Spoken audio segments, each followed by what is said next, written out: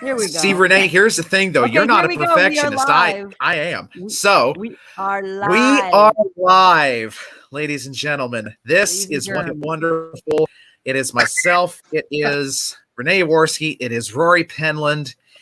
And we are battling through tech issues. Surprise, surprise, which is why we are 10 minutes late in getting here. But we are here. Nonetheless, we are here. And we're going to do something a little bit different because our guest, Jay Thompson, had internet issues for the second time and is not able to make the show. But you're in for a treat. You are going to see for the first time a look into the mind and background of that man right there, Rory Penland, our dear friend and co-conspirator and co-creator and the host of It's Casual every Tuesday night. Mm-hmm. And he is here with us, pinch hitting for Jay Thompson. And it's going to be a grand old night, ladies and gentlemen. We've been wanting to do this. It's one of those weird things where, like, the cobbler's son goes shoeless, you know? Like Rory, we work with him all the time. He's a part of the network. And it's just like me. I never get interviewed. You know, Diane, she interviewed me. I was shocked because I'm never getting interviewed. Yeah. Rory, we've never done a deep dive. And I get asked all the time about Rory and his career and all that. And now everyone's getting the answers that they've always asked. Oh, here we go. Actually, to be honest with you, I am a songwriter. So, well, there you go. I've written songs for skits. I've written songs for jelly cakes. So, there you go. I am a songwriter. I wrote the Corn Dog Blues. That was mine. Oh my gosh! And he's been saying it's his all this time. He's been taking credit. I feel like there's a lawsuit there. I feel like no. Has he taken credit for that? Rory's the world's greatest ghostwriter. No, this is like Vanilla Ice saying he didn't steal under pressure. So Rory, and I want to show everyone this nice cup. Hold on. Oh yes. The Tardon Media Network mugs, which will be for sale, and I will be getting one, and I'm sure Roy will as well before long. Oh, damn straight! I need another. I just broke a coffee mug, so I need a new one. You did that intentionally because you needed this one. That's did it intentionally. I have 4 coffee mugs capitalism. In my kitchen, and I just feel naked. So I get a 4th coffee mug. Oh, so that's it. You just solved my problem. Okay, so Rory, my social distance special. Yes. Our sister group, SDF.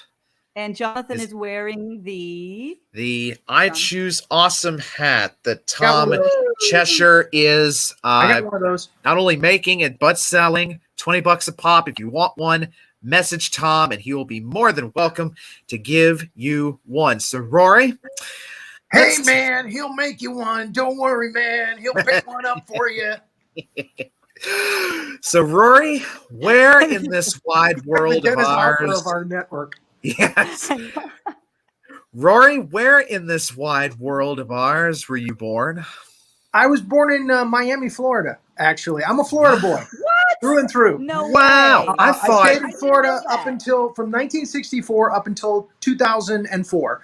And that's when I moved to China. So 40 years, and then I moved to China to be with my wife, who's Chinese. Wow. Oh my God. So I did not know you were born in Miami. I had always had it in my mind that you were born in like Chicago or someplace like that and then came south. Well, here's the funny part. Yeah, the Midwest. When I was 14, I moved up to Lake City, Florida, which was right under the Georgia border. Oh, God. And I have this accent. Because there you go. I was in Miami for 14 years. So they would go, "You're not from around here, are you?" And they thought I was a Yankee. And I would say, well, actually, I'm more southern than you. I come from Miami, and then they would kick my butt. But well, it's like what Tim Wilson always said about the southern accent. He would always have a thing in his act that said the southern accent stops at Gainesville, Florida. The further south you go from Gainesville, you're back in Michigan. There you go. So, he's right. He's absolutely right. But up in North Florida, that's real southern. That's mud territory. That's Leonard Skinner stuff that's there. That's my formative years. Gainesville and everybody in North Florida always talks like Ronnie Van Zant. Hey man, all right, man, y'all gonna go Panama City, man? All right, man. All that stuff. That's very good. Scary. My butt just buckled when you said that. Oh me. Now, So Diane is asking if she can hear a song from Rory Penland. A song. I wrote we wrote a sketch called Andrew Lloyd Webber's Friday the 13th. Poking fun at the Phantom. This was boy. years ago. You know, we were doing sketch comedy, and we wrote a whole bunch of like Weird Al Yankovic songs to Andrew Lloyd Webber's song. And I remember the first one. At night he comes to camp to seek his thrill, his power over ice. And what's that sound I hear that came and went? The killer of the Crystal Lake is here, behind your tent. And all the cast would go, Jason, Jason, Jason, Jason, Jason. Wow. Kill. Wait. You have such an a Broadway voice. You've done a lot of musicals, right?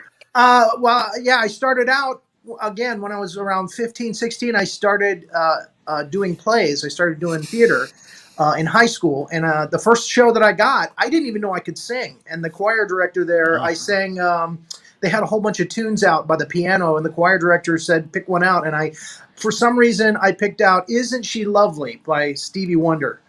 And I sang that. Isn't she lovely?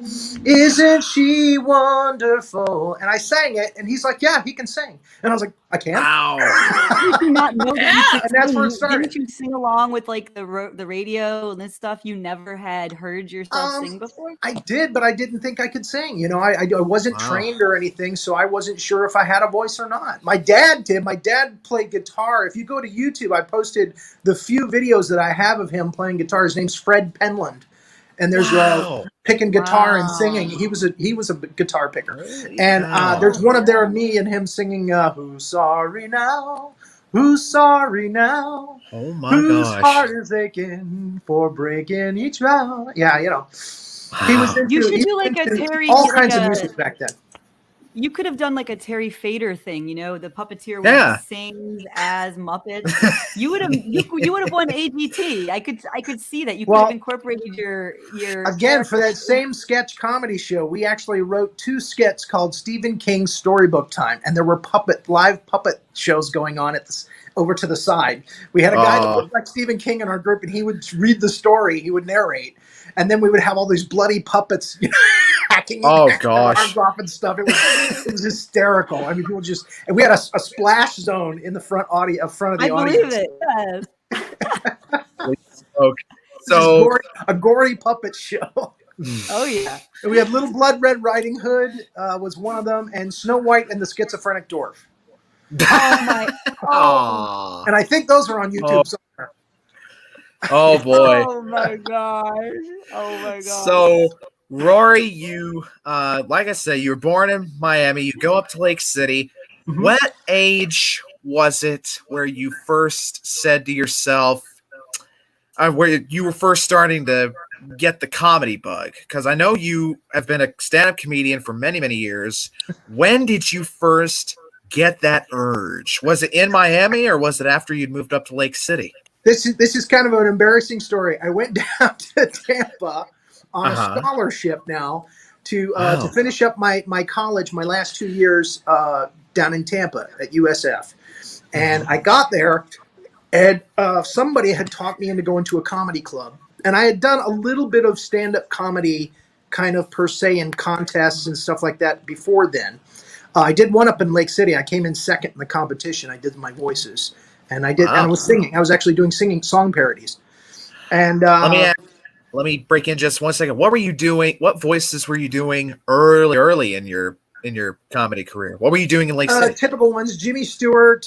For that set, I did Jimmy Stewart. I did Johnny Cash. Oh gosh, doing rock and roll. I love rock and roll. Put another dime in the jukebox, baby.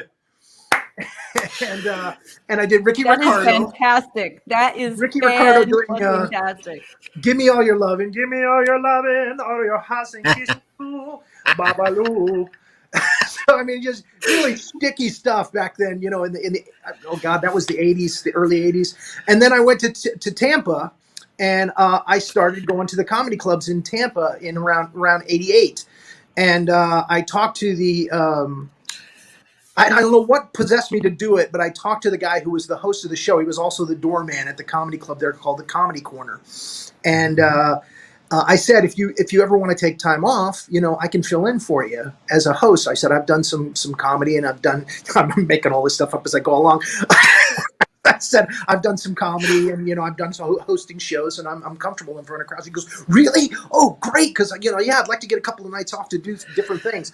So as luck would have it, they liked my shtick. They liked my voices. He was out like within a month or two, and I was the house MC.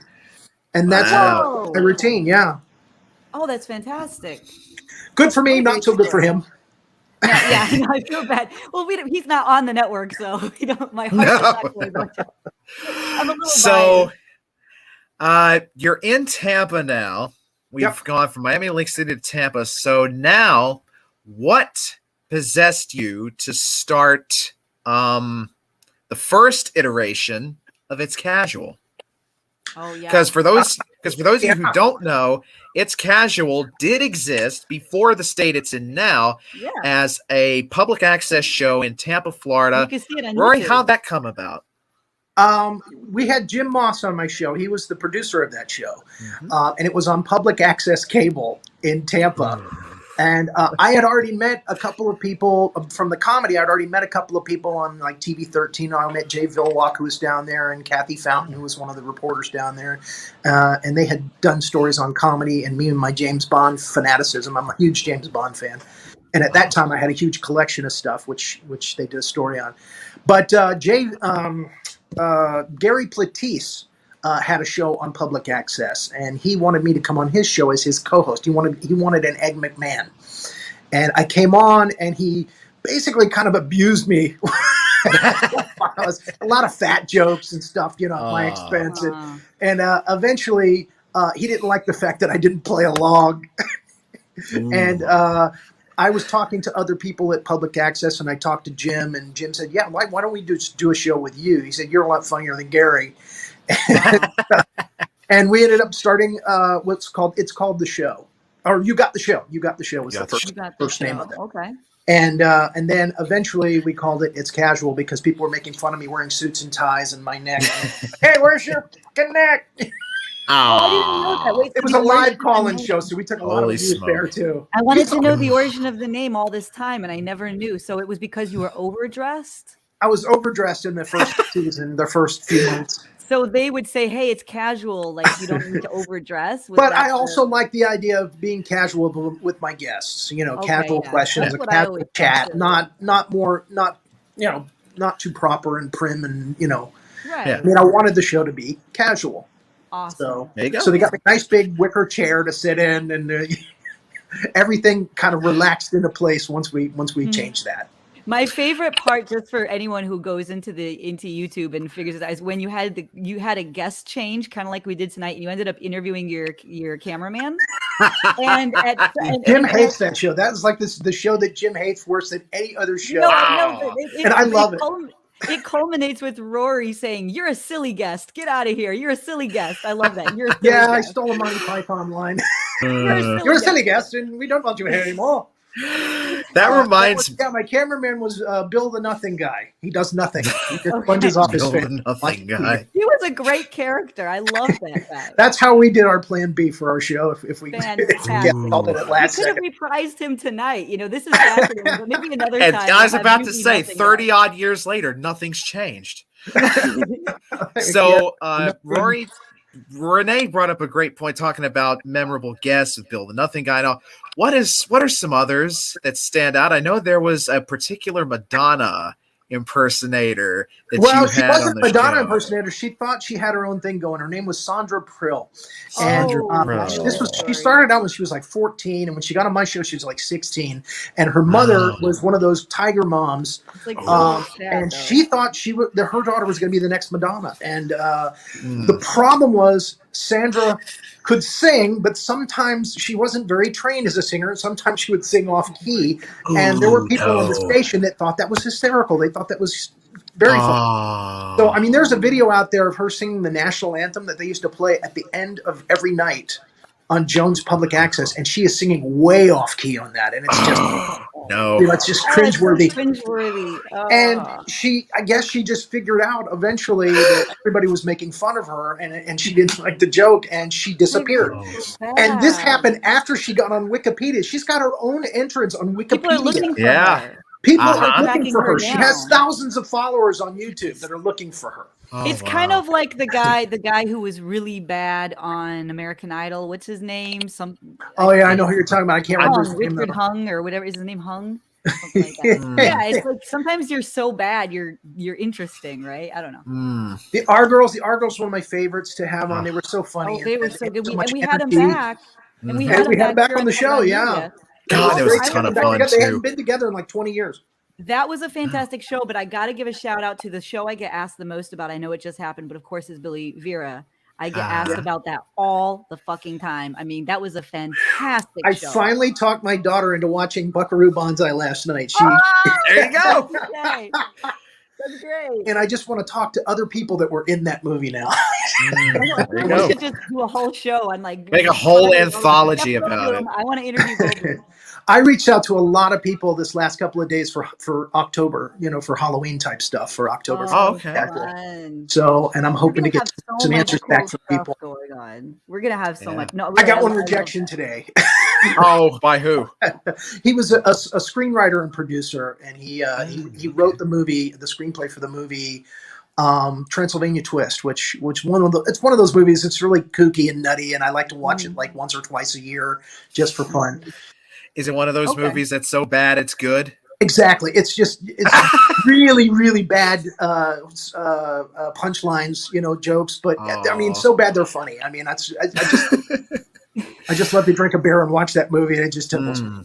Look at Diane wanted to know who inspired the jelly cake character.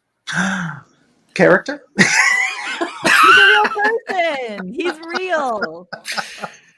He's real, and he's stealing your song, Rory. There will be a lawsuit. I wrote it for him. No, Jelly Cake's the best. He's cool.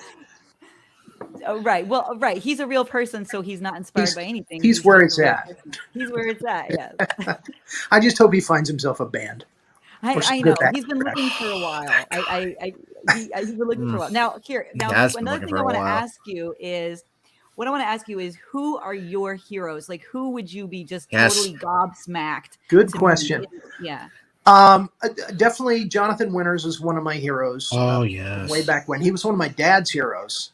Used to make my dad really laugh. Yeah. And I used to love to watch my dad laugh. He used to make my dad laugh a lot. When I saw Monty Python and the Holy Grail in the movie theater with my dad, we were in the front row because it was sold out. And it was like 1974 or 1975, I think. 74 maybe. And I never saw my dad fall out of a seat until that night. That night I saw him fall out of the seat laughing. He thought that was so hysterical. And it was at the scene where the Black Knight is getting his arms cut off. I thought my dad was going to have a heart attack. It was But Peter Sellers was another one that was a hero of my dad's and a hero of mine. I loved his characters. And amazing. Later on, I read the book about his life, his biography, and I watched a movie about it. And it said he was not a really nice person in real life. But it happens with a lot of our favorite people. Yeah, don't meet your heroes, kids. Don't meet your heroes. So I love to go back and find an old Peter Sellers movie where he's playing a character, or two or three. Right. Renee's question made me think of another great one. Who are some of your major comedic influences? I know you've mentioned Jonathan Winters and Peter Sellers, but who else in the comedy world inspired you to take this up? I'm very lucky to work with Henny Youngman back when I was an MC. He was great. He actually came in. I was behind the front desk in the front lobby of the club, the Comedy Corner again, and I was answering the phones, and he came in the afternoon before the first show, and he actually slung the door open and made an entrance. I thought it was really hysterical. He was great, and Phyllis Diller is another one that came in and I got to work with. She was a lot of fun. Looked totally different when she walked out of the club in her civvies. You never would have even recognized her if you didn't know what you were looking for. And Judy Tenuta is a great comic. She's a wonderful lady. I got to work with her several times. And unfortunately, Richard Jenny, who committed suicide, one of my favorite all-time comics. He could do an hour and 15 minutes, and it would just fly by. He would just it was so effortless for him. To just tell a 10 or 15 minute story, that just kept you rolling laughing. So I loved Rich Jenny. God, there's a lot of them. There's a lot of people that I've worked with that I really enjoyed working with. Right. Mike Wilson, is a good friend of mine. Oh, yeah, Mike Wilson. Philip Wilburn is a friend I made this year who is becoming a very close friend. I really dig it with Philip. Who's the most memorable person you've ever worked with? The most memorable. Jonathan and Dennis and Diane, of course. Yeah, besides us. Yeah. I just had to throw that in there. J.J. Walker, I worked with him. No, you did not. What? Don't you? I did. No. Jimmy Walker. That happened to me. That's all I would say when Dynamite. Yaworsky I worked with. Yeah. How did you hold out? How did you hold out on us? That's the cool. Tell us something about him. Wow. It's because it wasn't a pleasant week. No, don't ruin this. Don't ruin it. If you can't when he comes into a club, he wants to go on stage the minute he hits the room. If the feature act is up for 5 minutes, they'll red light him and tell him to get off. And again, the guy that was working with him that week, Phil Tagliaferri, was very cool about it. He's like, hey, I get paid no matter what. So, but I just kind of saw it as like, wow, Andrew Dice Clay.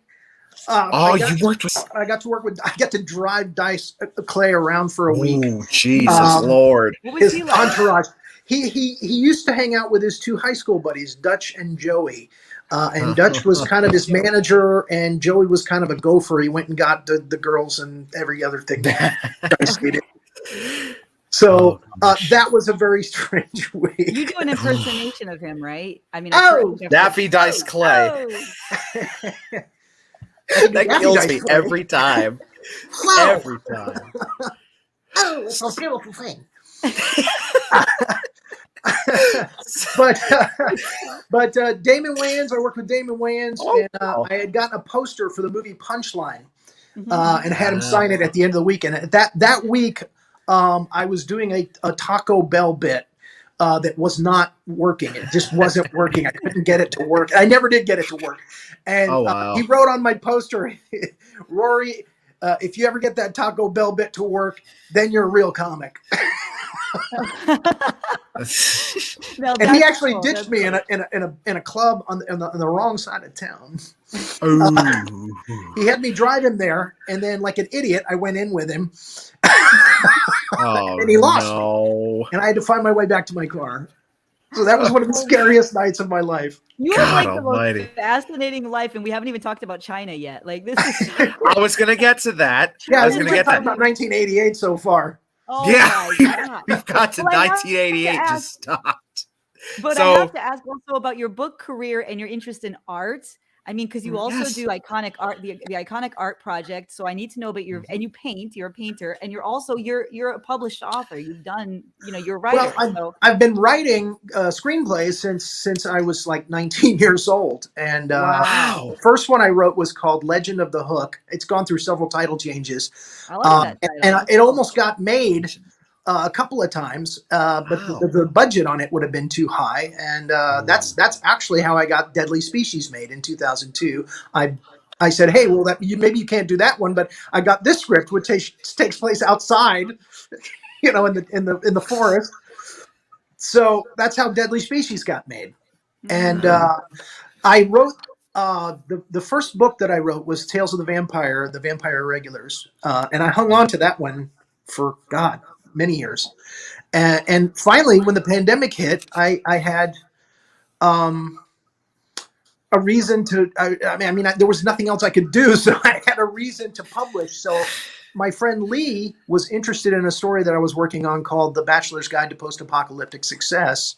And when I finished that one, he said, I'll publish the other one. And so he published both of them this year.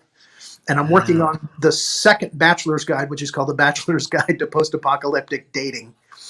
Yeah, where does the inspiration come for these? Like, these are such unique titles and concepts. So where do you get your inspiration?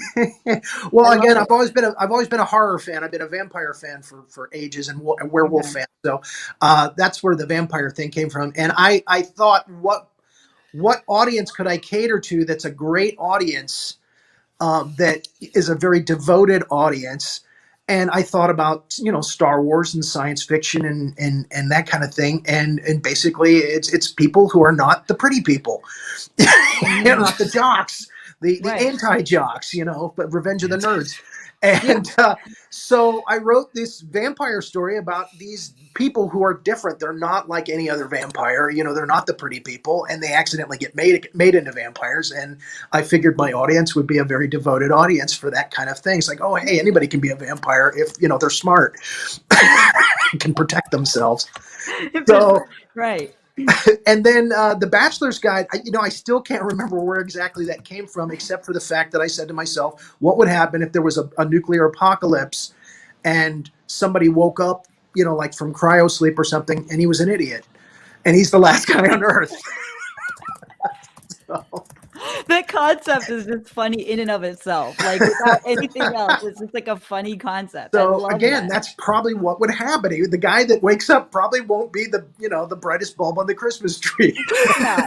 It's sort of like in Idiocracy, where the guy who goes to the future, he's not that bright, but he's the smartest one of the future people. So again, that goes back to the title. He's a bachelor because there's nobody else, and it's a successful guy because there's nobody else to compete with him. Right. Well, which authors inspire you? I mean, it's like, Dave Barry or whatever. Are you into, like, definitely Stephen King and Anne Rice. Anne Rice is a huge fan. I'm a huge fan of Anne Rice. I would bet. Yeah. Big fantasy. I actually kind of write like Stephen King. I say that very humbly because he's a very good writer as far as getting you into the characters and getting you into the situations. And they're not, he'd be the first to tell you, look, I'm not, the fancy writers with the big long words and stuff like that. I just write a story so that you have a good time reading it. Right. Yeah. So it's kind of stuff I like to read too. Yeah, that's kind of like the Beatles approach, or not Beatles approach, but the Paul McCartney approach. Paul has said in the past, when asked, about performing live, he says, we want to give the people what they grew up listening to. That's why we don't stray. We don't do nothing fancy. When we do on-stage performances, we just give the folks what they want to hear. And then they met George Martin. And he started throwing in orchestras. Yep. That was when all the orchestras came in. So, Rory, Renee touched on this just a little bit. Now I'm going to ask you, you stayed in Florida for the first 40 years of your life. What possessed you to move to China? I grew up watching Japanese kaiju films, Godzilla, Mothra, Rodan, stuff like that. And I kind of gotten a yearning for Asian women. I've always thought Asian women were very exotic looking, and I've always, had a kind of a hankering for that, and for lack of a better term, and I met a Chinese girl at the school I was teaching, or not teaching at, but I was working audiovisual here in Orlando, in Kissimmee, at Valencia Community College. I was there for 6 years. And I met this girl there. She was from China. And I was interested in her. I asked her out on a date. And she said, well, actually, I'd just gotten over a bad relationship with a Taiwanese man who brought me here and forced me to work in his restaurant. So she goes, I'm really not looking for a relationship right now. But she goes, I have a high school friend in China who's looking to meet somebody and somebody to help her with her English. So I said, oh, okay. So she gave me her email. And that's how it all started. I met Xiaopeng, my wife, Xiaopeng Luo, in 2002 in July 15th, I think it was. Wow. On the internet, and we started emailing back and forth. And I was like, "Wow, her English is actually really good." Her friend said her English was terrible, and I found out later she was using a program to. This was actually before we all knew about programs that could translate for us. Ah, So this was 2002. So she was cheating by using a program. So when I called her on the phone, I got one of those 7-Eleven phone cards, for like $8. I remember those, yeah. And I called her up, and she could barely speak English. And so she taught me a little Chinese, and I taught her some English over the phone. I really enjoyed talking to her on the phone. And eventually, my mother passed away about a month after that. And no, my mother passed away on Mother's Day just before that. She passed away a month before. So I kind of believe my mother kind of brought the two of us together. There you go. Now I don't know. Why do you say that? Why do you say that? No, I'm kidding. I'm teasing. I'm kidding. I know. It's typical marriage, after, But Anyway. you end up you do go there for the girl. You go to get the girl. So you go Well, to China. I took a trip to Europe to go to the Louvre and different places. And while I was there in England, I said, you know what? Why don't you change your ticket for when you're coming home to come back through Hong Kong? And you'll just do a 2 or 3 day layover in Hong Kong and see if Xiaopeng can come and meet you face to face. So that's what I did. I changed my plane coming back to Hong Kong, and I met her in Hong Kong. I had some inheritance that I had earned, from my mother passing. And that's how I financed the trip to Europe. And she took me all over Hong Kong and to the Jumbo restaurant that's on the water, to the wishing tree, and I made a wish that I'd hope that I could be with her for forever, that kind of thing. And yeah, because I really liked her when I first met her. And and that's where the L.A. Jones didn't L.A. Jones that's do L.A. Jones did a painting of that. Yeah, well, she was doing those anyway. I just altered it to look like the one in Hong Kong, which is more red and yellow. And she really liked that. She says, "Oh, I really like that color scheme. I'm going to offer that to my customers." And I said, "Okay," but I was the first one. And there you go. So after that, I went and bought a wedding ring and an engagement ring. And I went back to meet her 2 months later in November in Beijing. And I had to get the visa to get into mainland China this time. So I had to go through all that paperwork and everything. So on my holiday for Thanksgiving, I went to China to see her in Beijing, and she took me to the Great Wall and to Tiananmen Square. We were staying actually right there at Tiananmen Square. And I got down on one knee and proposed to her on the Great Wall. Oh my gosh. That is awesome. That is so cool. It doesn't get any more romantic than that. Well, what's really cool was as we were driving on the bus to this place, it's called Ba Da Ling, where we're going to go on the wall. Our tour guide is saying a lot of people get married on the wall because it symbolizes, longevity and forever. And I'm thinking, yes, I made the right choice. And I got that ring in my pocket. I'm, burning a hole in my pocket. So I felt real good about that. And she accepted. I didn't have to hold her over the side, as my friend said. Okay, good. That's yeah. Marry me. Oh, Lord. Oh, dear. So the 2004, we had to wait 13 months for her marriage visa. It takes a long time because they want to make sure it's real. They want to make sure it's it's not just somebody trying to get a green card. So you have to wait over a year to get your green card and or your marriage visa, which gives you 3 months to go to America and get married. And I opted for the big wedding, but she said, "No, let's go to Las Vegas. I want to go to Las Vegas," and she likes to gamble a little bit. we did the quickie wedding at the Viva Las Vegas. Wow. Okay. We and did. Now you have a daughter together and all that. So Tina. That's who is my whole life now. Exactly. Yeah, you're such a good dad, and we're always so inspired when we see the pictures, and it's like everybody knows her. It's so cool. I try to be super dad. I really do. Now let's talk a little bit about the iconic art project in the minutes we have left, because you're an art aficionado. Where does that come from? Your painting? I used to love to paint when I was in high school. I stopped doing it when I got to junior college. And for 35 years, I didn't paint.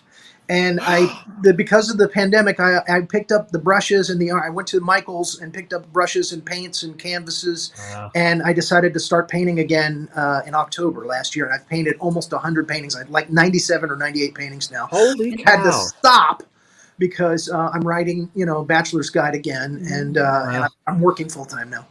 Right. Yep. And you're on Clubhouse too. We want to give a shout out to your Clubhouse rooms. Can you tell people how to find you? First of all, they should follow you on Clubhouse, Rory Penland. Right. But also what shows, when do you usually? Well, the Krusty's show is not, is till further notice, has been called off, ironically. Ah. I know. There's another one though. So we moved to 7 p.m. for nothing. No. 7 p.m. is good. But there's another one though. But the other one is Impersonation Nation on Thursday nights, and it's at 10 o'clock now, Eastern time, which is 7 o'clock Pacific time. Mm-hmm. But the Iconic Art Project, I would love to talk about that for a minute. When I was in China, I used to visit, one of my favorite places to visit in Shenzhen, where I live, next to Hong Kong, is a painting village called Da Fun Painting Village. And in this village, there are like 400 little cubicles with artists, and basically they are best known for copying, creating replicas of famous art, and that's where all the famous replicas come from, is that little village. So if you're buying art for like $300 or $400 off the internet, cow. That's where it came from. The canvas, they'll ship the canvases over here, and then they'll stretch them here because it's cheaper, and then they'll sell them from here. So I started collecting famous replicas of art. That's so cool. There you go. That I loved, art that I had seen in museums and stuff. And I've got over 100 now. I've got about 110 canvases here. Holy wow. In my collection, everything from, Birth of Venus and on up through, American Gothic by Graham.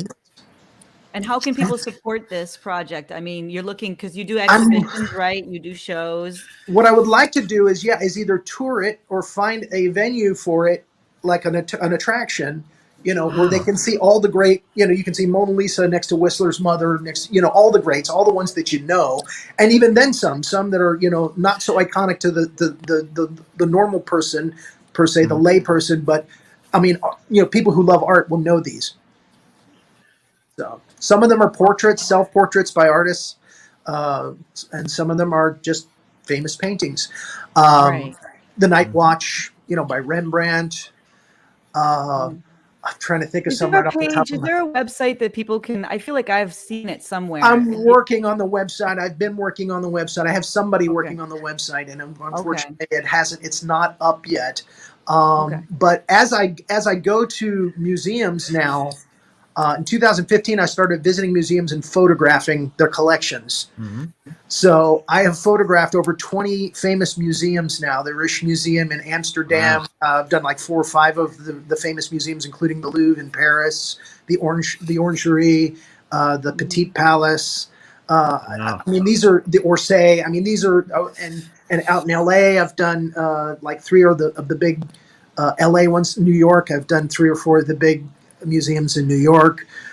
Some of them wouldn't let me photograph, but I took notes on what paintings were in every, in these museums. And then I went and found those pictures on the internet, and I have my own copy of them, tucked away. And I'm going to add that to that website so that you can see whatever great museums, if you can't afford to go around the world and see all these famous, you can see them paintings. here. I love you can see them on the website. So that's the second part of the passionate Iconic Art Project. Right. The first part is my collection. Hopefully I'm going to get it out there on the road or get it into a building somewhere where people can pay and see it. Right. Yeah. I'll come. I want to come. Same. So, ladies and gentlemen, that has been that. A little shorter tonight, but we are cutting it a little bit short because we have another special thing up our sleeves for the next 10 or 15 minutes. So you're going to get a double dose of us tonight. So Rory, thank you for pinch hitting on One Hit Wonderful tonight. We are crossing our toes and fingers and eyes till we can have Jay Thompson on in the near future. And don't forget, there is no One Hit Wonderful next week, but we will be back September the 9th with Travis Lohman. So, Rory, again, thank you for having me on. Coming I appreciate it. And Renee, thank you for helping this thing along and making it all possible. You both are incredible, and I so enjoy working with y'all. Take care, everybody. May God richly bless, and we'll see y'all in about 15